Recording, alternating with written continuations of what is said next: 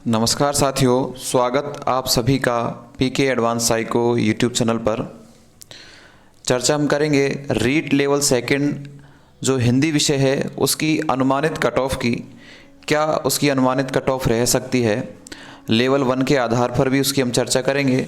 कितने वैकेंसी हिंदी के अंदर थी और कितने विद्यार्थी हिंदी की जो एग्ज़ाम है उसमें बैठे हैं, इन सारी चीज़ों को लेकर अपन एक अच्छा विश्लेषण करने का प्रयास करेंगे। देखिए मित्रों, रीट जो आपका लेवल सेकंड है और उसमें अपन चर्चा करेंगे विषय हिंदी की। हिंदी के जो पद थे आप सभी को पता है कि 3176 पदों की जो संख्या थी वो थी 3176 पद थे हिंदी के अंतर्गत। और लगभग इसमें जो विद्यार्थी जितने फॉर्म अप्लाई हुए थे उसके लगभग 96% जो विद्यार्थी है इसमें उपस्थिति दर्ज की गई थी, जितने अभ्यर्थियों ने फॉर्म डाला। इस हिंदी के अंतर्गत वो विद्यार्थी भी थे जिनके एसएसटी थी, इस हिंदी के अंतर्गत वो विद्यार्थी भी थे जिनके संस्कृत थी। एसएसटी वाले तो निश्चित रूप से दौड़ से बाहर ही होंगे, लेकिन संस्कृत वाले थोड़े से यहाँ पर आपकी जो सीट हैं उनको कवर कर सकते हैं।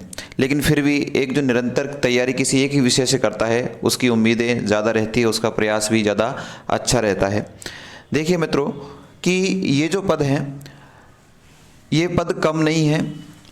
आप ये सोच रहे हो कि पदों की जो संख्या है वो कम है, अभ्यर्थी ज़्यादा बैठे हैं, तो ऐसे अभ्यर्थी ज़्यादा बैठे हैं जो अलग दूसरे सब्जेक्ट से भी थे। आधे अभ्यर्थी तो ऐसे ही थे, तैयारी करने वाले विद्यार्थी कम ही थे। इसके आधार पर अपन चर्चा करें कि लगभग जो हिंदी के जो 150 प्रश्न आपका जो पूरा पेपर में आया था उसमें से जो एवरेज अपन औसत निकाल कर देखें तो औसत जो क्वेश्चंस अटेम्प्ट किए हैं सभी ने लगभग 120 के आसपास तो क्वेश्चन सभी ने अटेम्प्ट किए हैं।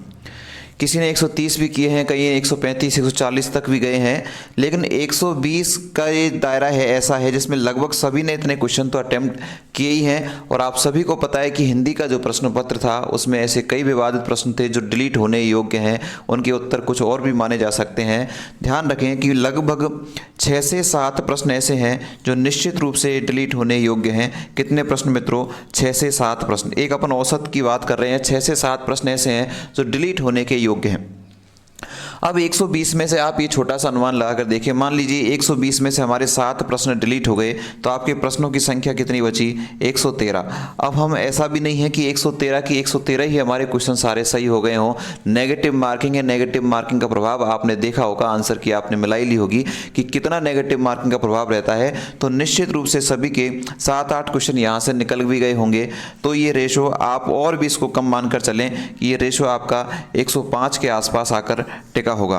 105 107 के आसपास ये रेशो आपका टिका होगा नेगेटिव मार्किंग के बाद में। ये एक औसत स्कोर हम मान सकते हैं, लगभग 105 के आसपास जो नंबर जो आपके क्वेश्चन है 105 के आसपास क्वेश्चन बन रहे हैं। 100 से और 105 के आसपास क्वेश्चन बन रहे हैं। कुछ विद्यार्थी हैं जिनके क्वेश्चन अच्छे भी बन रहे हैं, लेकिन एक औसत की बात की जाती है। कुछ विद्यार्थी ऐसे हैं जो टॉपर करते हैं, हर किसी को टॉपर नहीं होता। तो ध्यान रखें 105 के आसपास के विद्यार्थी लगभग इस दौड़ में आ जाते हैं। अब अपन चर्चा करेंगे इसी औसत के आधार पर, और औसत के आधार पर ही आपको पता है कट ऑफ का निर्माण होता है, क्योंकि अपवाद सभी जगह होते हैं, टॉपर कुछ ही होते हैं जिनकी रैंक लेकर आते हैं, लेकिन सिलेक्शन तो वहाँ तक होगा जहाँ तक कितने पद होंगे? 3176 जो विद्यार्थी उनका सिलेक्शन होना है। अब इसके आधार पर अपन कैटेगरी का निर्माण करेंगे, कैसे कैसे कैटेगरी के आधार पर इसमें जो कट ऑफ है वो उसका अनुमान हम लगा सकते हैं। देखिए, अगर सबसे पहले हम बात करें जनरल के विद्यार्थियों की, किसकी बात करें मित्रों? जनरल के विद्यार्थियों की बात करें। जो जनरल के विद्यार्थी हैं, सामान्य वर्ग से जुड़े हुए हैं, उनकी मैं बात करूँ, एक थोड़ा सा मैंने एक विश्लेषण निकाल कर देखा है कि ये पहले मैं बात कर लेता हूँ किसकी? डबल की बात करेंगे पहले, और उसके बाद किसकी बात करेंगे? सिंगल की बात करेंगे। देखिए मित्रों, जो डबल की जो कट ऑफ रह सकती है वो जहाँ तक मेरा अनुमान है जनरल के जो विद्यार्थी हैं उनके लिए कि 210 जो अंक जो प्राप्त कर रहे हैं, लगभग 105 क्वेश्चन जो लेकर आए हैं, वो कौन सी दौड़ में आ सकते हैं। 200 जो डबल कैंडिडेट जो एलिजिबल होंगे उस दौड़ में आ सकते हैं। और फाइनल की मैं बात करूं तो लगभग 225 के आसपास, 222 के आसपास के जो विद्यार्थी हैं वो किसके अंतर्गत आ जाएंगे, जो एक गुना अभ्यर्थी हैं, अर्थात जो फाइनल जो लिस्ट निकलेगी आपकी सिलेक्शन वाली, उसके अंतर्गत जो 220 से 225 के बीच में जो विद्यार्थी हैं वो आ सकते हैं।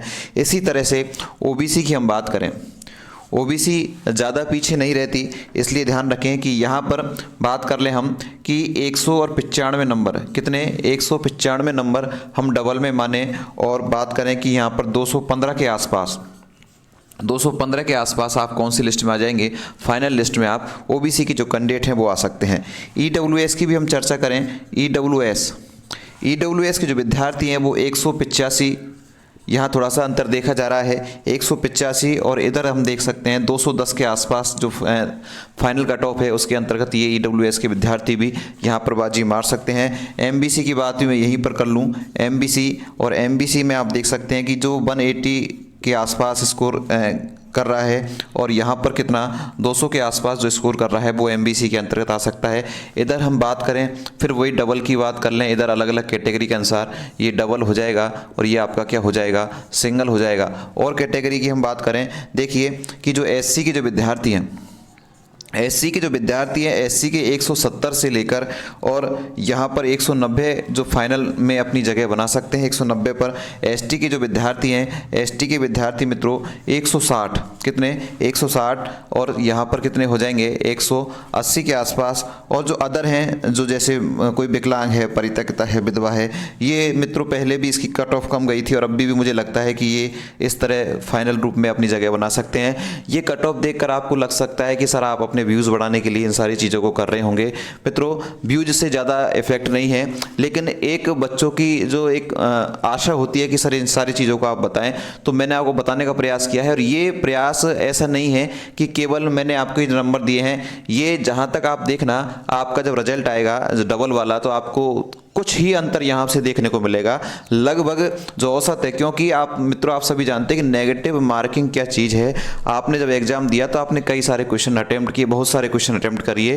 क्यों? क्योंकि आपको आदत थी, रीट पात्रता परीक्षा आपने 2-2 बार दे ली थी, उसके बाद आपने सोचा कि इतने नंबर पर हमारा सिलेक्शन कैसे होगा, इसलिए आपने ज़्यादा क्वेश्चन करने का प्रयास किया। और ज़्यादा क्वेश्चन करने के प्रयास में आपने जो अपनी मार्किंग है वो आप नकारात्मक या ऋणात्मक अंकन की ओर आप चले गए।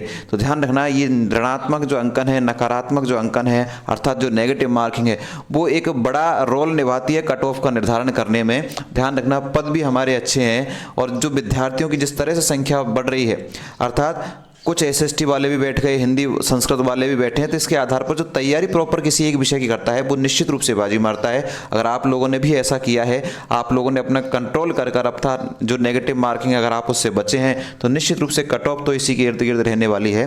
तो मैं निश्चित रूप से मानता हूँ कि अगर आपके इतने नंबर बन रहे हैं तो निश्चित रूप से आप सिलेक्शन की दौड़ में है। मैं आपकी फिर भी अग्रिम जो शुभकामना आपको प्रेषित करता हूँ कि आपका निश्चित रूप से सिलेक्शन कहीं ना कहीं किसी भी स्तर पर हो जाए, चाहे आपने अन्य सब्जेक्ट से दी हो उसमें हो जाए, या फिर आपने हिंदी को ही मेन मान कर दी हो तो यहाँ हो जाए। और अन्य जो सब्जेक्ट है उनकी चर्चा अपन बारी बारी से करते रहेंगे। जो आपके सजेशंस हैं वो आप नीचे कमेंट्स बॉक्स में जरूर कीजिएगा, साथ में अपने मित्रों को शेयर करिए। साथ में एजुकेशन साइकोलॉजी पढ़ने के लिए, शिक्षा मनोविज्ञान पढ़ने के लिए आप इस चैनल से सब्सक्राइब करके इस चैनल से जुड़ भी सकते हैं। आप सभी ने इस क्लास को देखा, आप सभी का बहुत बहुत धन्यवाद। Thank you, bye bye.